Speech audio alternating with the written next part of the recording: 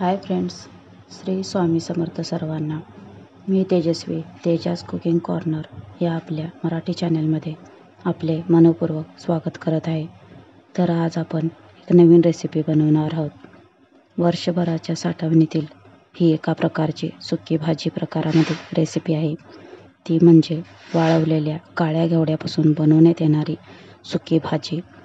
ही भाजी बनवण्यासाठी लागणारे साहित्य आपण बघूया. यासाठी सर्वप्रथम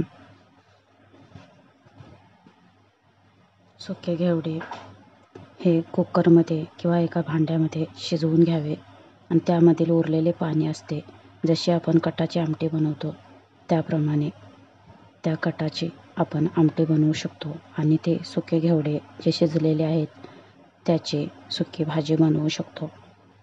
तर आपण इथे कांदा, टोमॅटो यांची फोडणी करून घेणार आहोत. तर गरम तेलामध्ये राई, जिरं, कढीपत्ता आपण टाकलेला आहे. त्याचप्रमाणे त्यामध्ये हिंग पण टाकलेला आहे.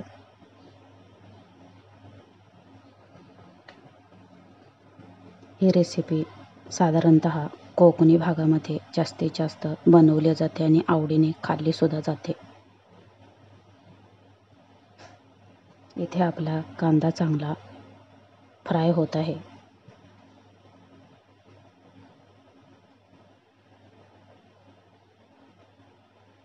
शहरी भागामध्ये या रेसिपीची माहिती ही कमीच आपल्याला मिळते, पण खेड्यांमध्ये किंवा गावांमध्ये जास्तीत जास्त प्रमाणात ही भाजी आवडीने खाल्ली जाते. आपणही एकदा ट्राय करून बघा.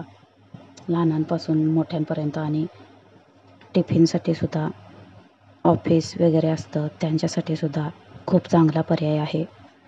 एकदा करूनच पहा.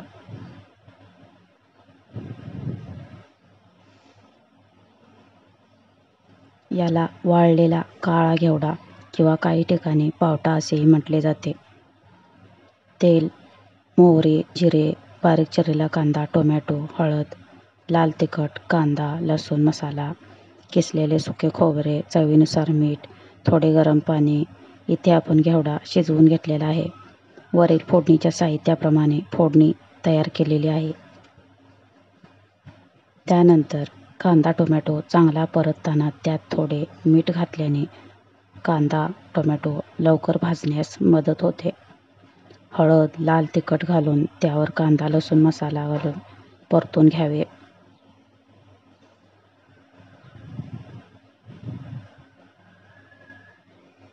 त्यानंतर त्यामध्ये कांदा, लसूण मसाला घालावा. आता त्यात सुकलेले खोबरं किंवा शेंगदाण्याचे कूट घालून चांगले मिक्स करून घ्यावे.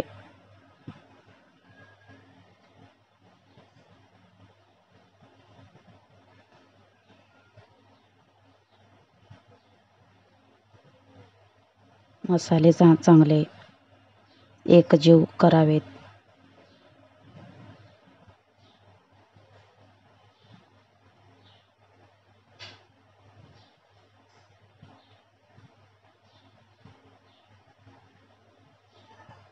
कोणत्याही भाजीला अजिबात गडबड न करता व्यवस्थितरित्या जे साहित्य ज्यावेळी टाकायचे आहे त्यावेळी ते साहित्य पडले तर ती रेसिपी एकदम भन्नाट होते आणि चवीलाही खूप टेस्टी अशी लागते. त्यामुळे जे साहित्य ज्यावेळी टाकायचे आहे त्याच वेळी टाकलं तर खूप फायदेशीर आपल्याला त्याचे उपयोग मिळतात.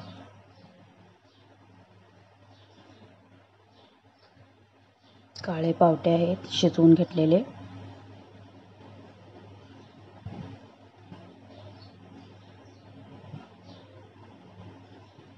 कढईमध्ये आपण आता गाठलेले आहे.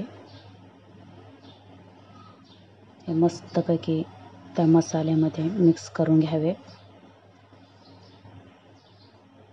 व्यवस्थितरित्या मिक्स करून घ्यावे आणि त्यानंतर थोडे गरम पाणी, जर आपल्याला थोडं रसरशीत हवा असल्यास थोडे गरम पाणी घालावे.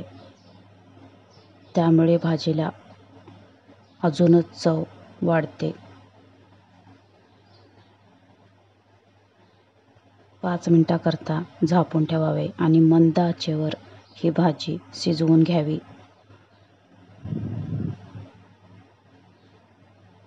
रेसिपी आवडल्यास चॅनेलला लाईक, शेअर, सबस्क्राईब नक्की करा. यामुळे अशा स्वरूपाच्या नवीन नवीन रेसिपीजच्या अपडेट आपल्याला येत राहतील. रेसिपी पाहण्यासाठी